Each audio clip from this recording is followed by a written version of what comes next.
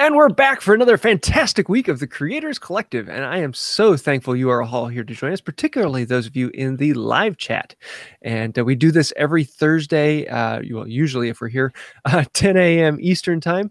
And if you want to join us in the live chat, you can have your questions answered and be part of the fun in the background and help distract us so that we get off topic.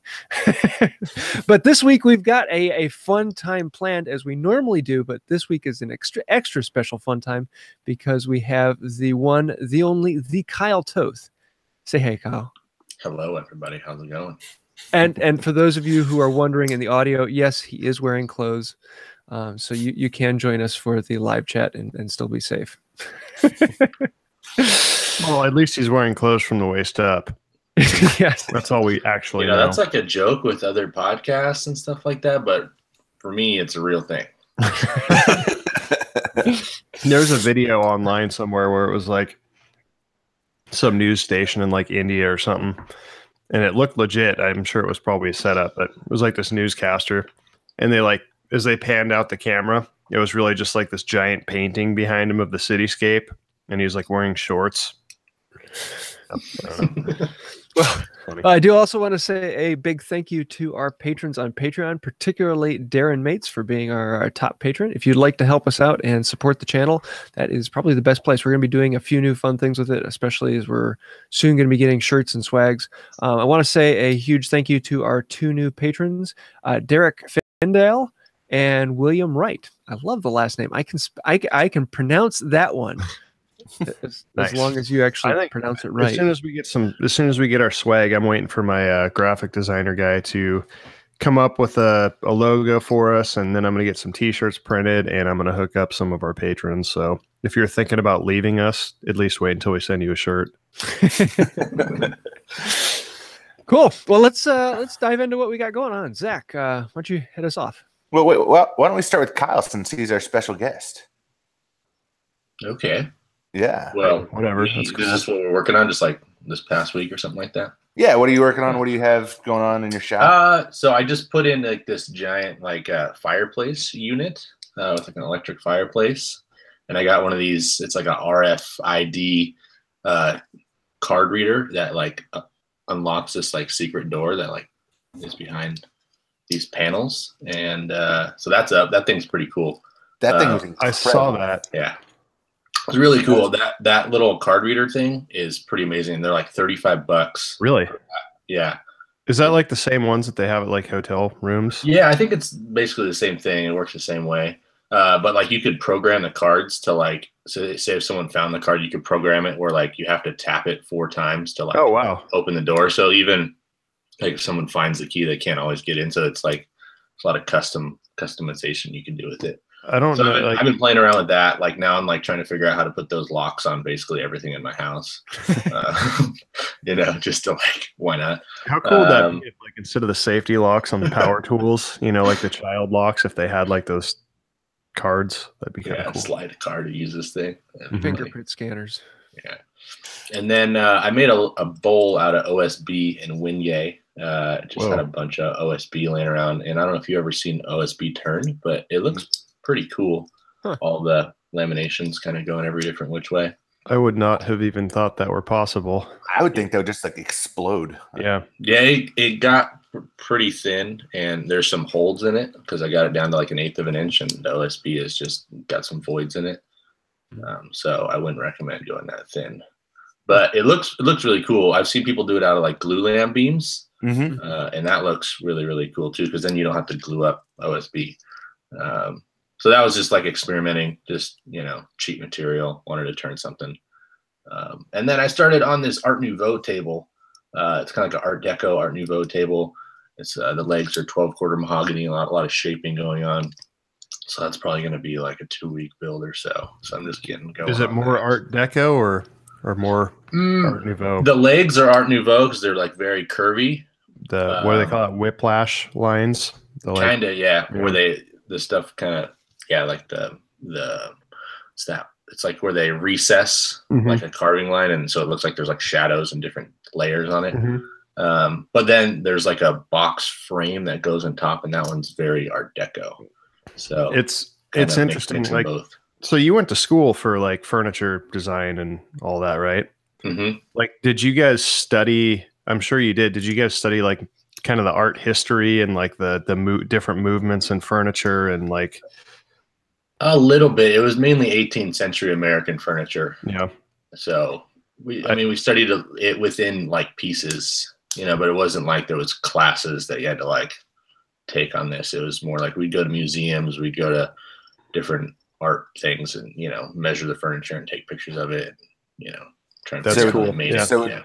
So would that be like a lot of like Windsor and Queen Anne, the high boy stuff? And Yeah, a lot of Windsor, Queen Anne, Shaker, the Philadelphia, Boston style, like carvings of ball and claw and the shell carvings, things like that.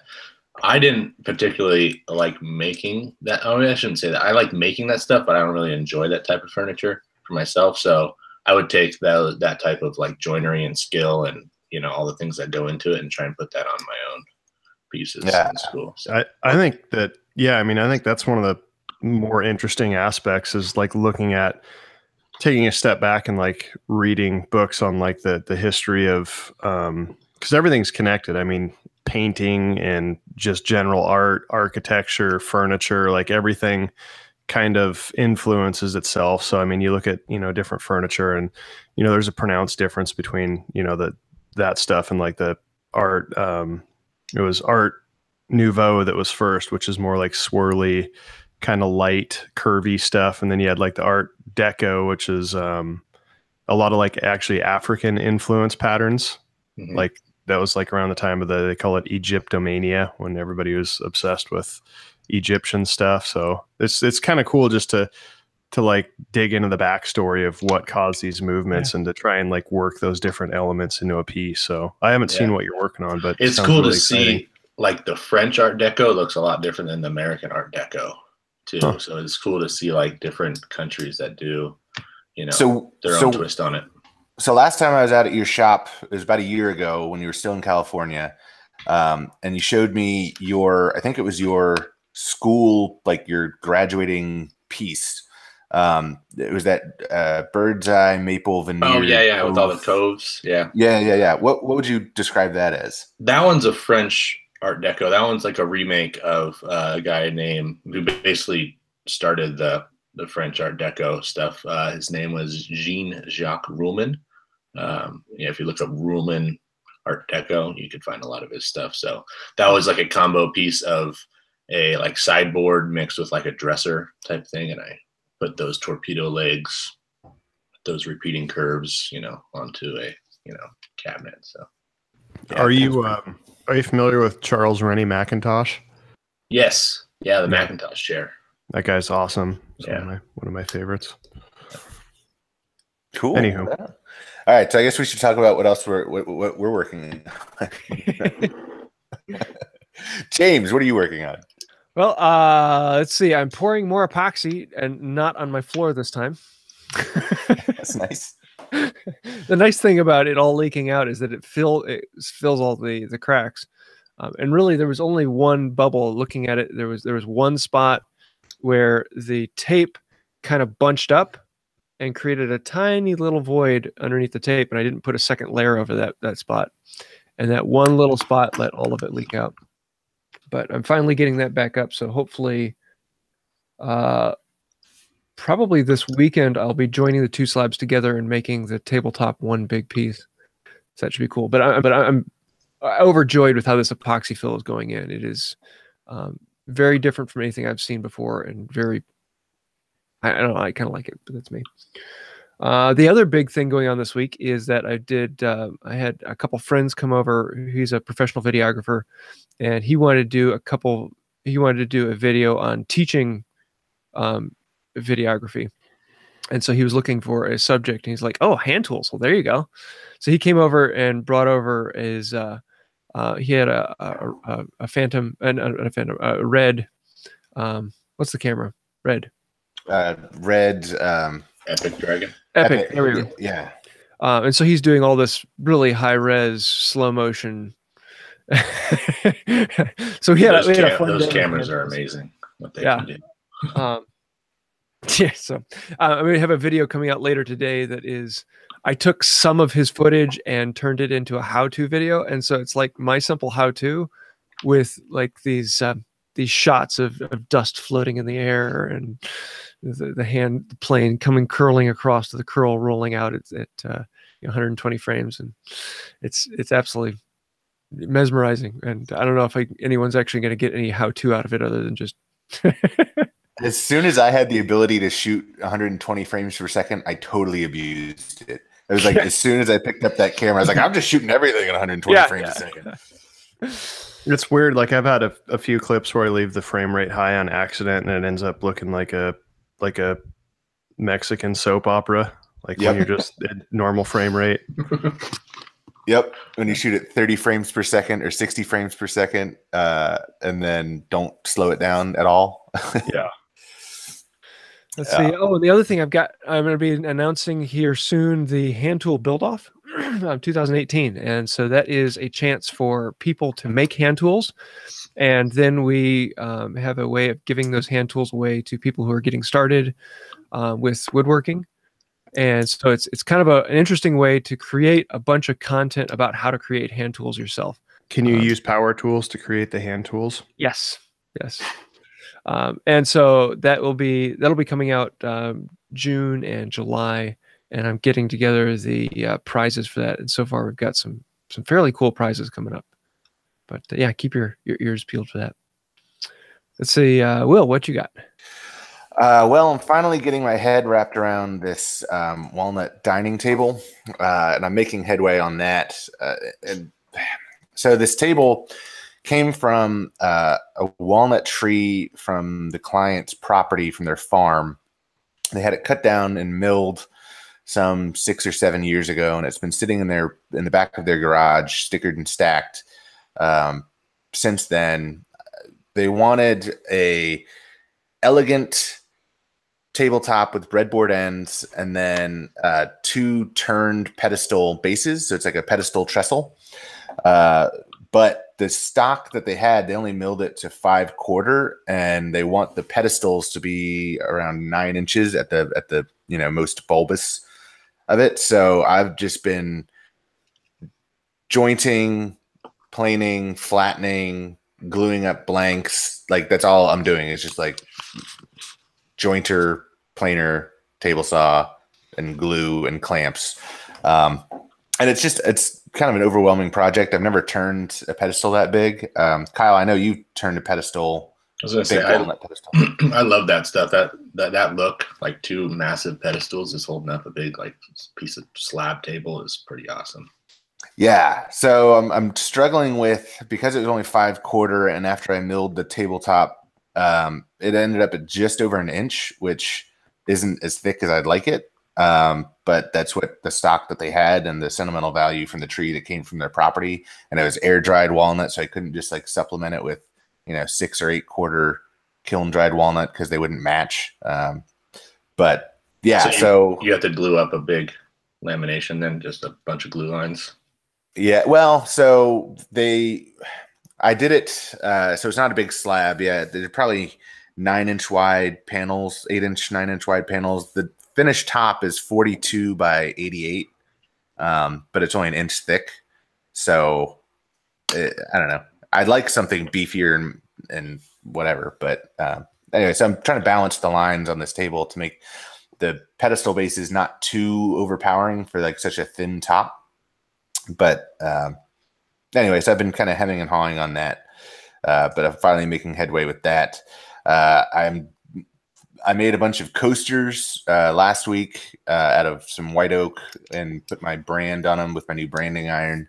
I'm going to do a finishes test, comparing a bunch of different finishes with, hot coffee cups, spilling hot coffee on them, ice cold drinks that sweat all over the coasters, and see which finish holds up best, and kind of give my thoughts on all that.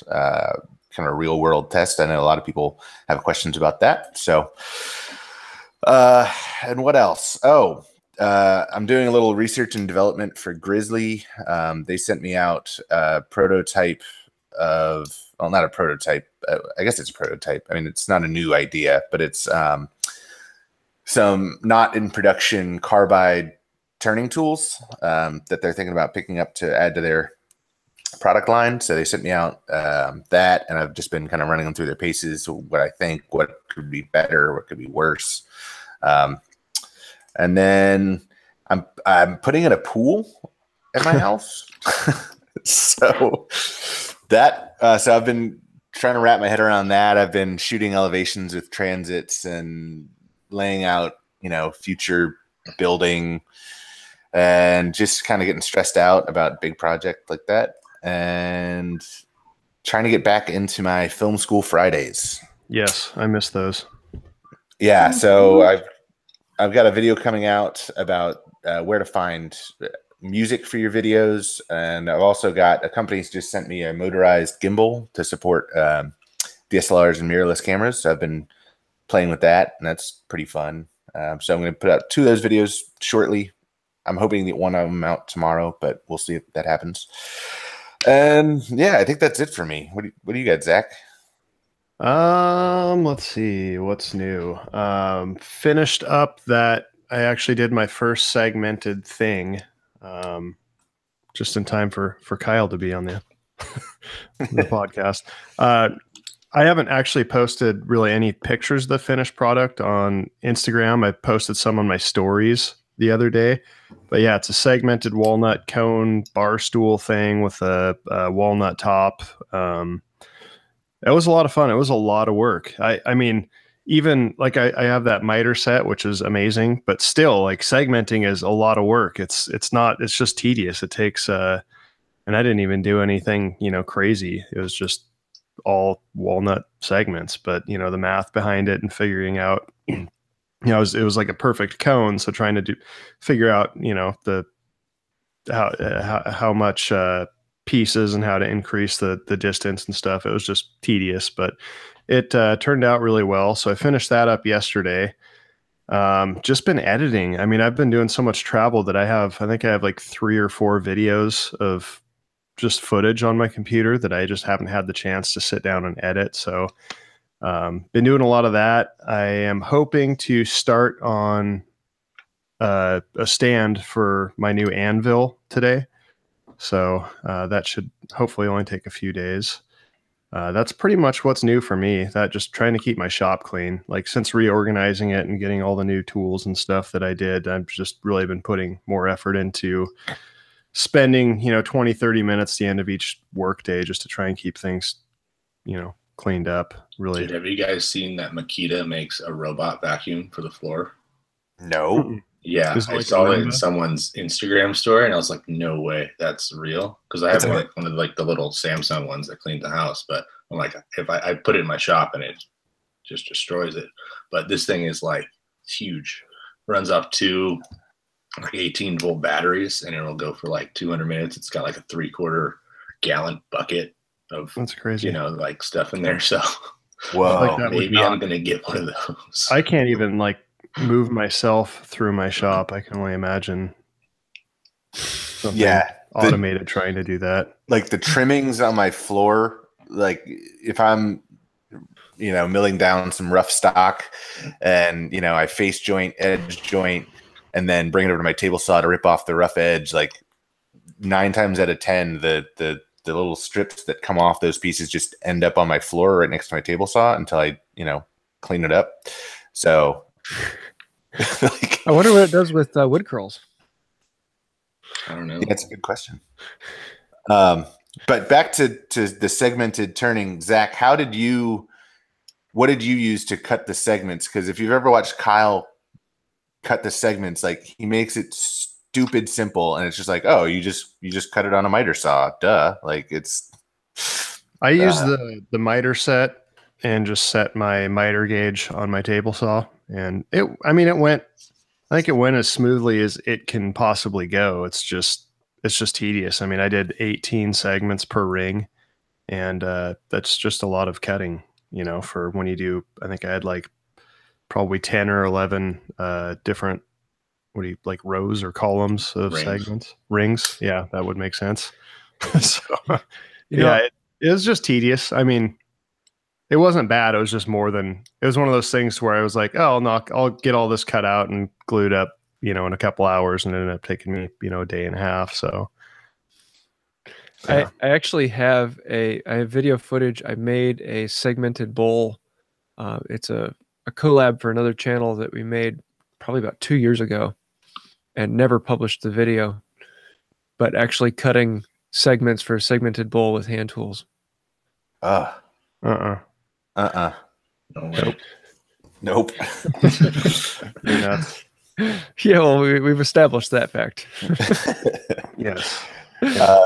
Cool. I'm surprised you're not like recording everything on film and splicing it together. I have a great camera that is Super 8. Yeah. So should we get in some questions? We have some good ones this week. Yeah, sure. Yeah, you have one from someone who contacted you, right, Will? Or no, it was you, Will. Me. Yeah, there's me. So Kyle, you seem to have somewhat of a new format and style since you moved into your new shop. Are you taking less commission projects in your new shop and building more for yourself? And how's that working out? Yeah, I stopped taking commissions altogether. It's something I've just been working for. It's what I set out to do when I started woodworking, and then I found out that no one knew me, and you can't sell stuff if no one knows you, and you got to develop your own style and things like that. So when I moved here out of my shop in California to New Mexico, I said I'm just gonna stop taking commissions. It's cheaper to live out here. Everything is cheaper, so I'm like, I could take a little price cut or pay cut until things pick up, and they have. So I make stuff for myself and it goes up on my website for sale. I try and balance the time between making stuff for my house for my own enjoyment to like use forever, and making stuff that'll go on my website for sale. I think that's like the ultimate way to go, because when I started, it was 100% commission. Everything, that's how I paid my bills, was all commission work. And it's really nice to be able to just make what you want, to be able to do what you want, and then just sell it as is. And that's one of the good things about having like a YouTube, Instagram network, is that it's not usually too difficult to sell your stuff, and it is what it is. You're not trying to build to a picture to try and put something out that's in somebody else's head. You just kind of build what you want and sell it as is. It's really nice. Yeah, the most frustrating thing with commissions was like people's budget, and if you want to be able to make some money, you can't always do the things, but at the end of the day, the person is getting what they want, and that aspect is cool. They're getting what they want, they're going to enjoy it. But I'm like, if I had an extra week, I could make this thing so much cooler. Yeah. So that aspect was just frustrating. Well, it's just always more satisfying building things to your own standards than to somebody else's standards. That's what I think, that's what we all want ultimately. Yeah, that's what my ultimate goal is. Just because I found with working with commissions is people want things that kind of don't exactly fit your style, or like, I would really like to do it this way, and they'd say, no, but I really like this. And you're kind of like, okay. And then you end up making a project that you're not totally crazy about. But yeah, is that working out for you, Kyle? Like, are you selling? Yeah, it's working out great. I'll still take on commissions if they're within the style of things that I'm already doing. And I feel like that's a better way to go about it, because then if you do get commissions, well, it's something that you're probably going to want to build anyways. You know what I mean? So, if you build a bunch of one thing, people are going to know you for that thing. So if you take the time to make a little bit of a transition and build a bunch of stuff within the style you want, you're probably going to get more people wanting that type of stuff because they're going to know you for it. So I think that that's where you cross that threshold from, production or being, a craftsman into kind of the artist territory. And, when you actually get to build things the way that you want to build them, with without reservations for, any sort of compromising. Yeah. It has been a little, I was used to working on multiple projects because I always had like a couple, customer jobs going, and then my own personal stuff. And now I've just been doing like one project at a time. And I find that I need more things to work on because I end up spending like too much time doing one thing. And then it's like 3 days have gone by and there's only been a little bit of progress. So I'm still working out like little things like that. But, you know, it's just a matter of like getting going was like the hardest thing. So that's also, I'd like to follow up on that because I'm having the same issue where I'm just like, I'll get to a point in a project where I'm not really excited about like that portion of it. Like, oh, I'm going to be in the shop milling all day, like just nothing creative, just like the grunt work. And so then I end up like procrastinating to the point where I get nothing done. And then a day's gone by and then I still haven't gotten what I need done. How do you try to stay motivated while, you know, when you kind of run into those days? I always have a like leopard print piece going on, like a big one. So if I'm ever just kind of frustrated or not getting anything done or just playing on my phone too much or finding other things to do, I'm like, you know, I could be sitting down doing some leopard print carving, getting some progress done. So I usually catch myself like 30 minutes into, you know, slacking off, not doing anything. So I'll just pull out the thing I want to work on and sit down at that. And usually after like 2 hours, I'm like, okay, I'm ready to go back to what I was supposed to be doing. You know? Okay. So cool. It's like the way I thought of it when I took commissions is like, I have to get the things that I have to get done finished so I could do the things I want to do. It's like in the morning, I would get everything I need at the stores and go to my shop so I don't have to leave. You know what I mean? So it's like, get everything done that you have to get done that you maybe don't want to do, even if it's, you know, you're working on your own stuff. There's still those things, those steps that are just daunting or you build them up too big. So it's just get all the stuff done. Yeah. All right. Move on. So this is a good segue. There's another question in the live chat. Have you ever done your leopard print on a curved surface? I have done it on curves, outside curves. Haven't done it on inside curves yet. The hard part is not the actual carving through the curve because I make like a little curved template that's the same shape as my curve that goes on to the little router base. So that way, you know, it sits basically flat on there. The hard part is gluing veneer onto curved surfaces. If the curves get to be too big, they wrinkle, you need to make cuts.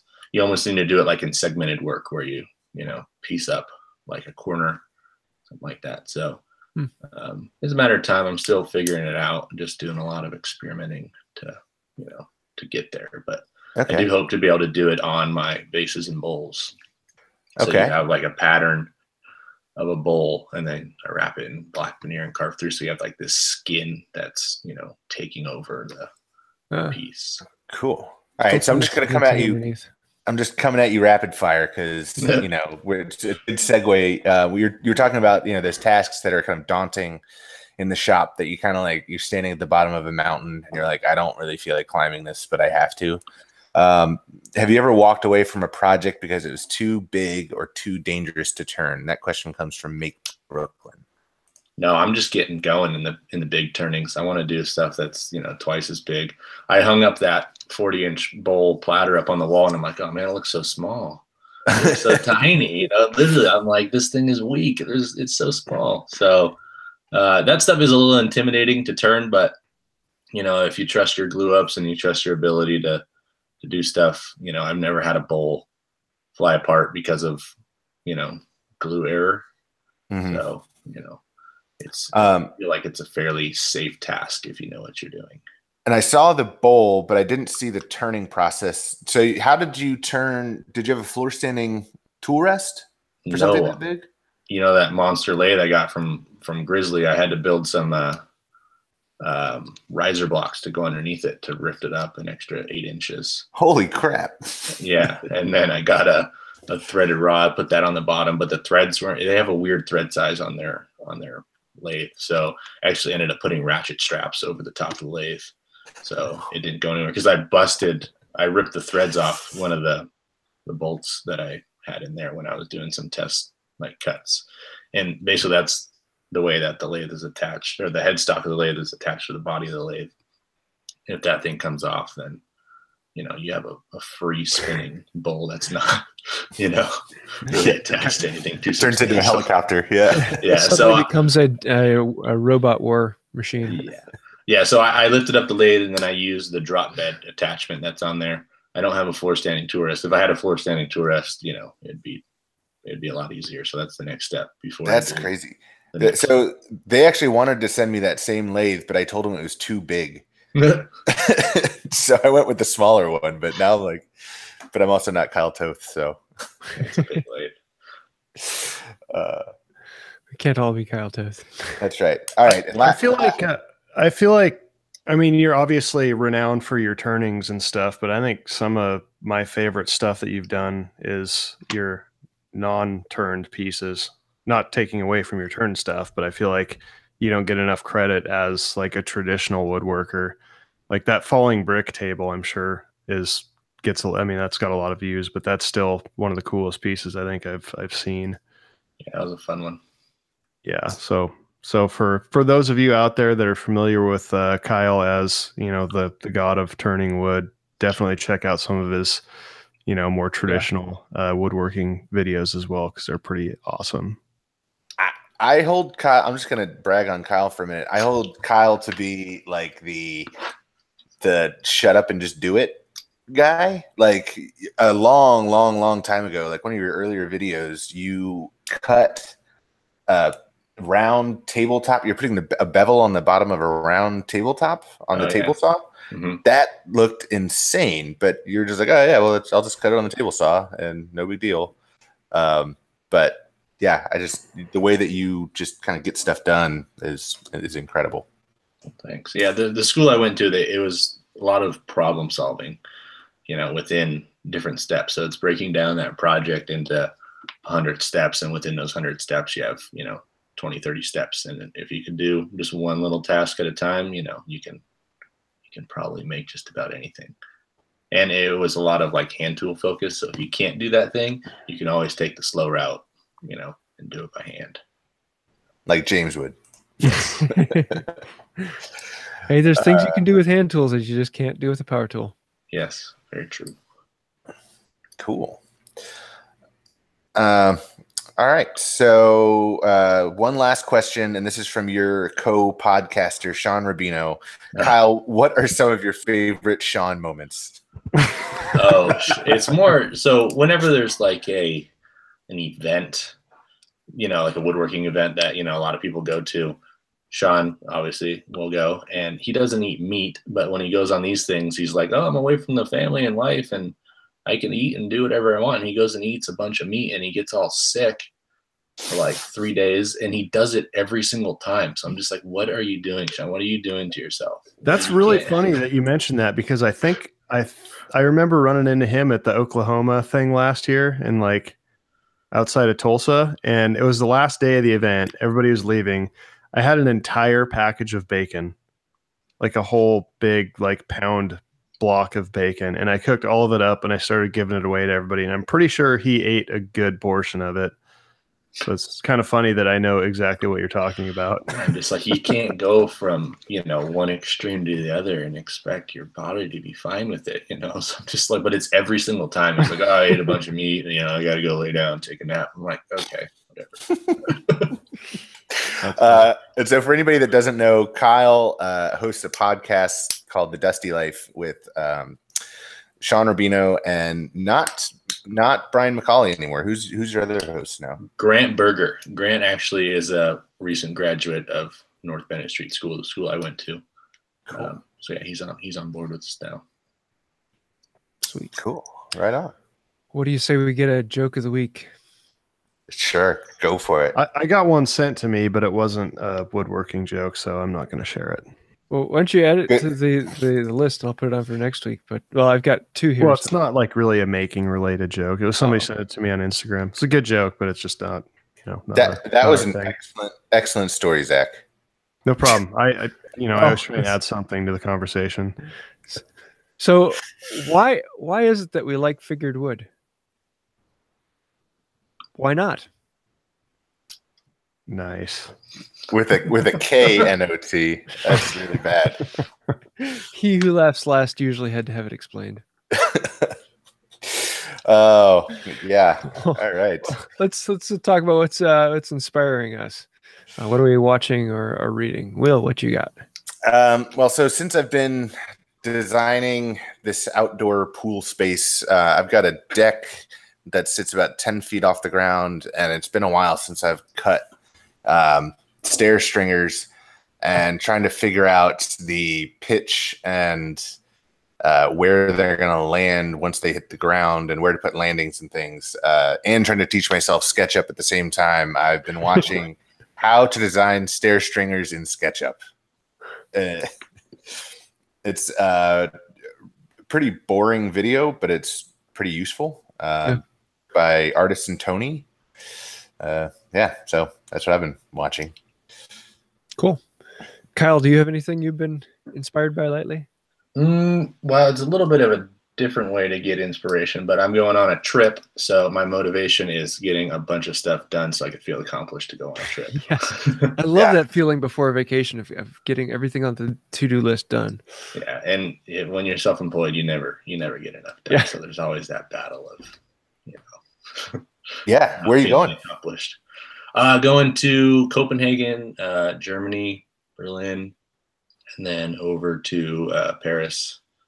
Wow. France, and then into like the wine region, Burgundy and Bordeaux, and that old village stuff out there in France.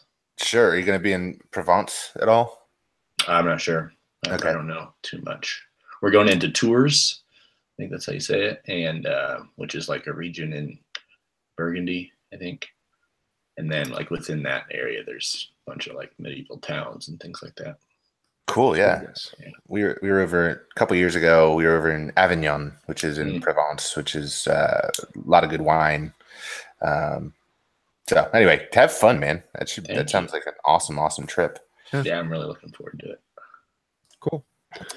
Well, I've been watching the Hand Tool Rescue. And if you haven't seen Hand Tool Rescue, he does, it's not just hand tools, but it's a lot of other old machines and things, and tears them down and completely restores them. It's really, really fun to just sit back and watch. But he's always using this wrench that everyone's like, oh, where can I get that wrench? And you really can't because it was last made in the 1800s. And so he finally decided to break down and actually make a whole bunch of these wrenches. So he has... I think he ordered 100 or so of them, and he's now selling them on his website. And it's kind of like a cross between a crescent wrench and a pipe wrench. Mm-hmm. And I've seen several other newer ones kind of like it, but it has a few features that some of the newer ones don't have, and just really, really cool. So I'm looking forward to getting mine. But yeah, definitely take a look at it. What you got, Zach? There was somebody that I found the other week that I was going to share, and I forgot who it was. So I'm just looking at like one of my 400 open windows on my Explorer, and I'm going to pick this one. I don't know how to pronounce it. It's like Torbjorn.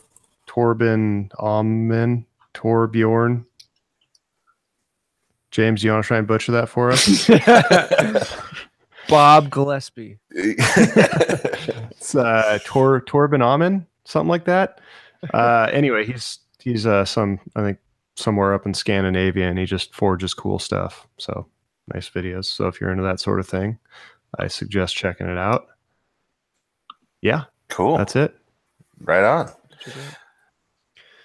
So do you have a favorite tool of the week, Zach? I have so many favorite tools. It's hard to pick one. I don't remember I never remember what I picked the previous week. You guys remember what I picked last week? Fear grinder, maybe. Okay. I don't think I picked the like the Rockler glue roller thing yet. Have I picked that yet? It's anyway, I'm going to pick that this week. It's awesome. It rolls glue on stuff exactly the way you would expect it to. And they also have like this silicone mat that you can it's pretty much the same stuff that they make their rollers and brushes out of, but it's in matte form, so you can glue on it. And so fun to clean glue out of. Yeah, I'm just going to wait until it's like solid so that I can just peel it off on a sheet. Yeah. And send the video to Paul Jackman. So, yeah. I So like silicone glue brushes stuff. What's that? I said I like those the silicone glue brushes. I Yeah. didn't know that they would work with epoxy. I was like scrounging for a brush. I was like, whatever, I'll use this because I have a bunch of them. And I just left it there. And the next day I came back and it just peeled it all off. And The I thought epoxy it came was, off? yeah, the epoxy just came right off. I thought it was man. like done after I used it, but That's awesome. That's what I use for a lot of my like wipe-in epoxies. Huh, Yeah. good to know. So, silicone and glue. It's a magical combination. It's a winning combination. Yeah, the kid bowls, the silicone kids bowls for like snack food things. I use that for mixing small batches of epoxy. Because when I'm done, I just flip it inside out and the epoxy just pops off. Wow, I think that's the best tip we've had in a long time. It was actually one of my favorite tools of the week, like back when we first started, like episode 2 or 3. I remember that. Yeah. And then Johnny bought them. Yeah, Johnny bought a whole batch of them. We all have these like kids bowls that are they all have like, you know, becoming pink and blue and yellow and So this is kind of off topic, but I guess that's what I do. But last week my dad, because he's fallen in love with my lathe, so he like comes over every day and like turns pens and tries to make stuff out of epoxy and stuff. And like the other day he took like a pressure cooker. Like I grew up around this guy and he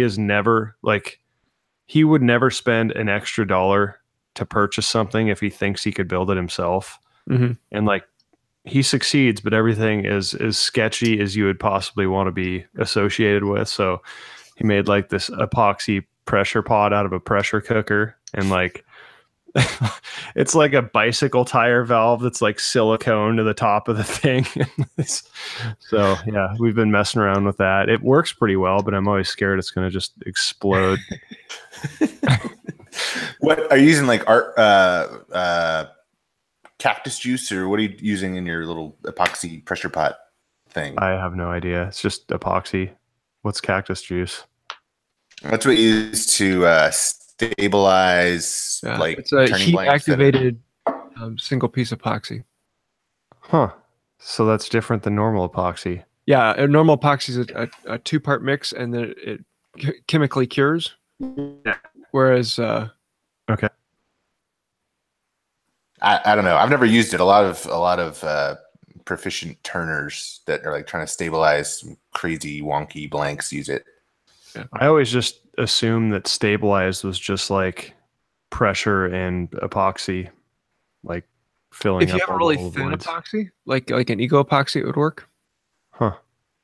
But yeah. So many epoxies out there. Yes. I've got like 6 of them in my table right now. Yeah, I mean, cool. I think like my dad was making some pen blanks and stuff, and like some of them we pulled it out and they're like floppy after 2 days, and it's like bendy. Yeah. All right, good segue into Kyle. Do you have anything like in your shop right now that you're Kyle? Yeah. Zack starts going off topic. Just say Kyle. Do you have a favorite product that you're like really in love with right now?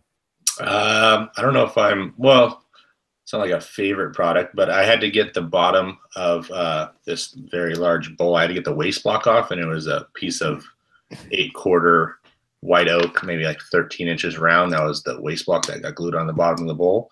And normally you would turn it off on a smaller bowl, but that's not really an option on something this big. So I went to Harbor Freight and I just got the electric hand plane.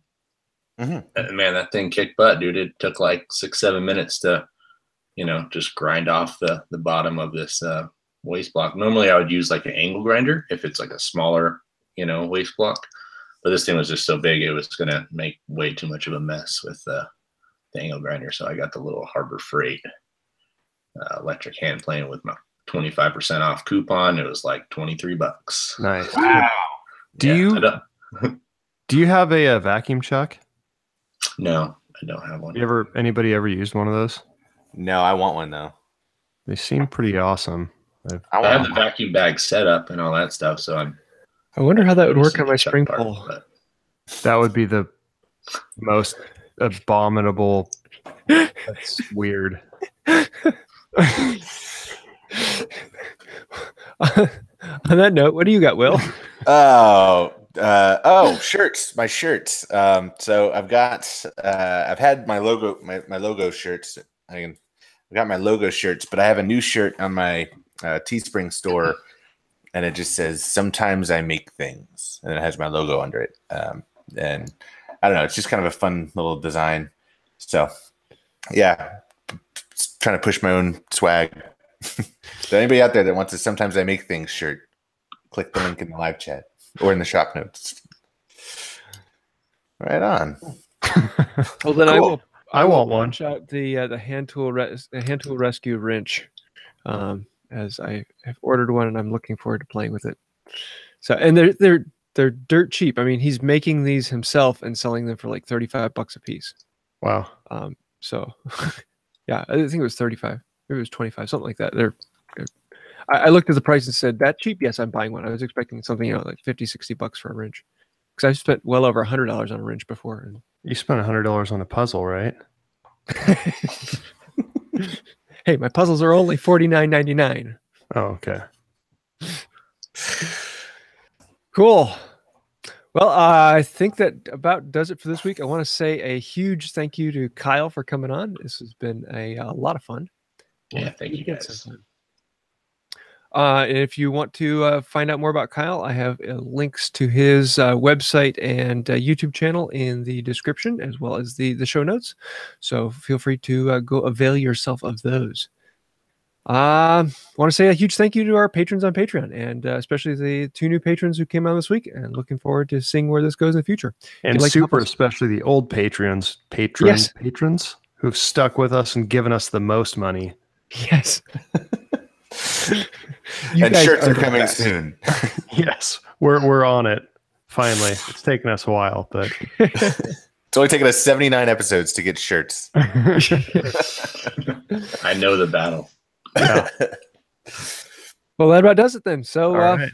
until next time, have a wonderful day. Later. So yeah. Adios.